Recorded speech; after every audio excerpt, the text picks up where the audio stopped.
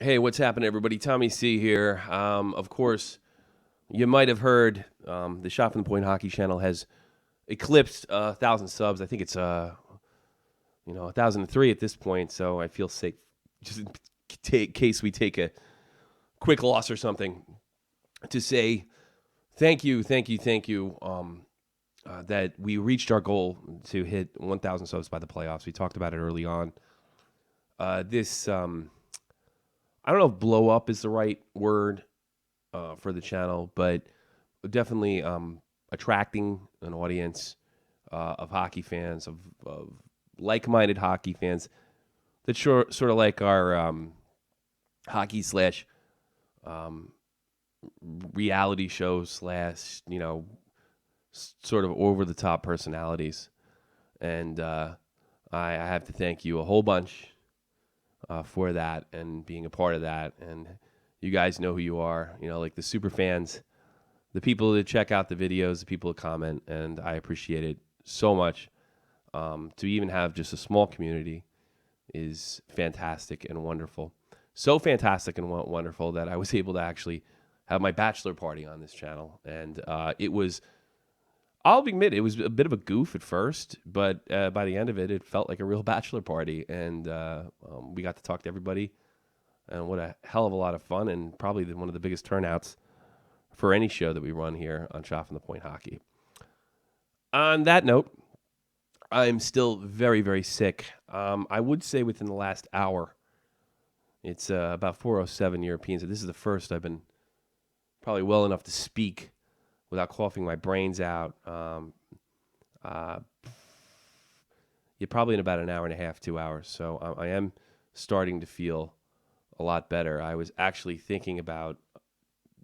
seriously thinking about actually canceling Shot from the Point Live. I mean, that's how ill I was. So I apologize for no video or anything like that. But I think if my recovery continues like it has in the last 60, 70 minutes or so, it shouldn't be a problem for Shot from the Point Live. I've done it sick before, but I haven't been quite this sick in a long time. So it really kind of threw me, and I apologize for not doing a video. Or really a show. I don't like calling them videos. For not doing a show Thursday when things were so much is going on in the National Hockey League. As far as let me cover both. See, I actually watched both games last night, and I'll give you my spin on it if you want to hear what I think about it and what have you. Washington goes down to the New York Rangers 2-1 in Madison Square Garden. A clutch goal by Chris Kreider ties it up with a little less than 2 minutes to go. Henrik Lundqvist on his way to the bench, and Captain Ryan McDonough pops one in overtime to give the Rangers a 2-1 lead, and us now only run a series deficit of one game. Capitals now lead that 3-2. I wouldn't get too excited, Ranger fans. It was a little bit of surprise. It was very typical of the other games. The Rangers dominated the offensive part of the ice, put plenty of shots on goal, but the superstar goal scorers like Martin St. Louis and Rick Nash were unable to finish. If you really think about it, the Brassards, the Kreiders, the Hagelins, throughout this Stanley Cup run, or this series for the Rangers, have really the only ones who have been actually putting up the numbers. The Martin St. Louis, who I generally think may be past his prime, and Rick Nash, who I am absolutely convinced that every time he touches the puck that he's going to shoot it wide or shank it, have really not carried the Rangers or pulled for the Rangers or contributed to the Rangers like they have during the regular season. Rick Nash needs to be traded. He's proven without a shadow of a doubt that he is not. He's a second guesser, and he needs to move on. Martin St. Louis, he may be cold, but he may be over. I don't think it's really reason to celebrate, even though it was a fun game. Braden Holtby haunts the Rangers in their sleep, and you can see that going on the ice. I really would be next to shocked if the Rangers were actually able to go into Washington in Game 6 and beat them. I don't see Braden Holtby letting up. He is that hot goaltender that you run into in the playoffs that you don't want to run into the playoffs. He looks like a Stanley Cup champion goalie. And if the Capitals were just able to generate even just a little more offense than they were able to do in this game and in other games, I don't think this would be much of a series. But the Capitals tend to grind you down, hit you, and wait for you to make a mistake, which is unusual for a team that Alexander Ovechkin's on. The Rangers have done a lot of things right. They've essentially shut down Ovechkin. Yeah, he had a big goal, but I mean, he's got 2 goals in the series, three goals in the whole playoffs. He's always a dangerous weapon, but they've really managed to shut him down. And then, of course, Ovi's taken more defensive responsibilities and done a lot more things away from the puck. So he's not as big a threat unless he's right in front of the net. Orpik and Niskanen keep on making huge plays, great breaking up of plays. I think Green made an incredible stick check that in this game that made it sort of look like Brassard actually just sky-roofed one. The defense for the Capitals have been nothing close to amazing. It's been championship quality, and so is the Ranger defense. McDonough, Girardi, and Lundqvist have more than held up their end.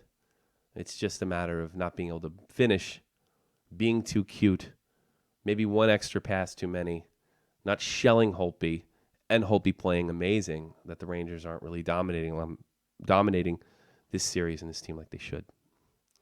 So that's all I have to say about that. I don't expect the Rangers to win in Game 6. I don't. So I think it's going to be a disappointing Rangers season for you fans, especially after winning the President's Trophy. I'd be very, very, very shocked if they won that game. And I don't say that lightly. Now, moving on to the Calgary Ducks series. Now, Anaheim now leads that particular series 3-1. Anaheim beats, let me start that again. Anaheim leads Calgary 3-1. See, I'm still a little sick, folks. In this series, one thing I noticed in the last game, it is pretty much the same story with Calgary. They have a vicious, potent goal-scoring first line. There's not much after that. Goaltending's good. It's not bad. It's not Braden Holtby-ish right now. And the Ducks are clearly a much better team. But it was said in the what Darren Pang mentioned, I think it was Darren Pang mentioned that this team has a tendency to get complacent, the Anaheim Ducks. And that's sort of what happened in Game 3. And that's why Calgary was able to sort of come back in the fleeting minutes and in overtime to keep from staring down the barrel of a sweep in Game 4. And I saw that a lot in this game. I saw whenever Anaheim would take a lead, or they scored very early in the first period, and Calgary struck back, one of those goals notably from Johnny Gaudreau, Johnny Hockey, they don't really play until they're behind. And this is a very, very, very talented team. But that kind of stuff that they don't seem to be able to get rid of or sidestep, not stay focused, that'll bite you in the ass. That'll get you upset in the Stanley Cup final if you get somehow complacent. Now, I don't know if the Anaheim Ducks would be arrogant enough to be complacent within the series with the Chicago Blackhawks. But I tell you something. If they get arrogant with a 3-1 series lead, Calgary, while they are limited on depth on all 4 lines, you may give them a chance to jump back in this series. Now, I expect Anaheim to close this out. And I expect if they don't sort of change their attitude of complacency, the Chicago's going to wipe the floor with them. And this is a team that I really liked early, but it is a team that does seem to get a little lazy and complacent when they're ahead. It's just unacceptable. That's not what champions do. You know, this team won a Stanley Cup 7 years ago, and I really wonder if the Niedermeyer leadership that won them that cup, I think Corey Perry and Ryan Getzlaff were part of that cup team.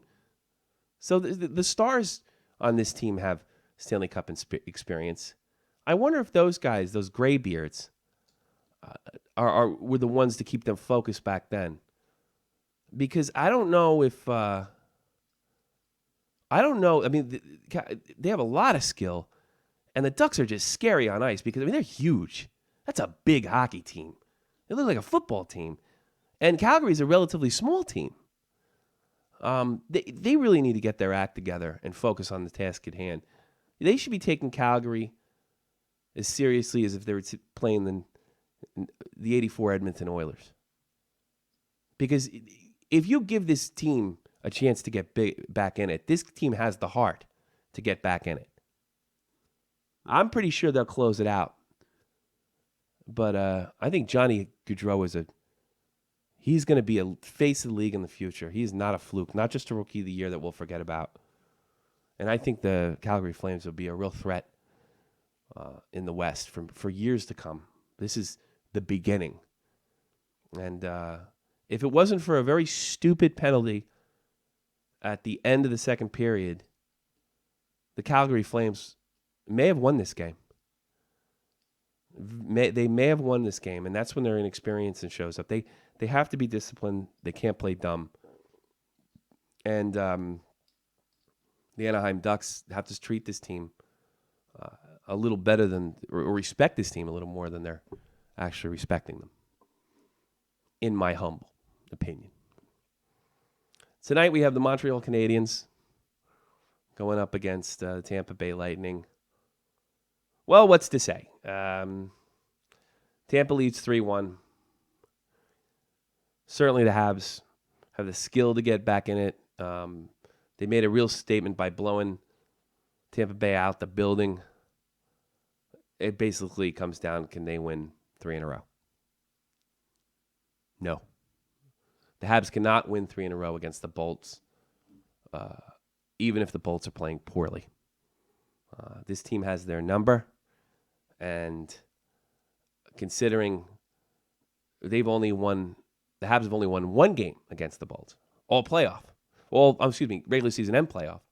There is absolutely no reason to believe that the Bolts won't win one of these games, even if it goes 7, which it won't, more than likely. The Habs dug their ditch early, and they're going to pay the price. It was nice. They actually showed a little gumption in one game 4, but don't expect this to go much further. In fact, expect Tampa to close this out in Game 5. Expect Tampa to close this out. Thank you very much for 1,000 subs. Just to give you a little reminder, Sunday, 3 p.m. Eastern Standard Time, Shot from the Point live with comedian Jake Link and newsman, bluesman Jeff the Huffman. We do the weekend hockey news. Of course, all the stuff in the playoffs. And then, of course, Monday through Thursday in the Crease with Tommy C. And, of course, the great Dead on Dave. Expect a lot of pre-recorded episodes this week. There probably won't be much live stuff. So expect an episode by 4:30 Eastern. Or there will be notification if you're subscribed that an episode's coming. But considering my parents are coming in for the wedding, I'll probably have to knock these shows out early. Hopefully I'm able to get to all 4 next week. So expect that. And then Dead on Dave will take the channel next week. He'll take the channel next week, and he'll be recording 4 shows a week in the Crease, and he's gonna try to do Shot from the Point live on Sunday. Now, of course, none of those shows will be live, but I hope you give Dave a chance because I'm asking him a lot. I'm asking a lot of him to do all this stuff. I'll be perfectly honest with you. They will be pre-recorded on his end and uploaded and marked, and well, there you go. And I thank you again for 1,000 subs, and I thank you again for giving me the time to speak with you. I hope to have the whole team back in action Sunday, and I'm pretty much done and tired. My wife says I should go out and take a walk or maybe have a drink or something. But, yeah, we'll see. I have to clean the toilet first. See that? I have to clean the toilet when I'm terribly sick. Does that make me more manly, or is my wife abusing me? Or future wife, depending on which you put it. Sunday, 3 p.m. Eastern Standard, Shot from the Point live. Hopefully the Rangers are still in it. Are they playing? When do they play again? When do the Rangers play again? They play Sunday, 7. Yeah, I'll probably be up for that. And then I got to get my parents in the morning. And only one game tonight. Tampa Bay Lightning versus the Montreal Canadiens. Big shout out to Marcel Dion and Frenchie Ben. Good luck to your team tonight. And thank you very much. Have a good one. Thank you for 1,000 subs. And look for more shows and videos in the future.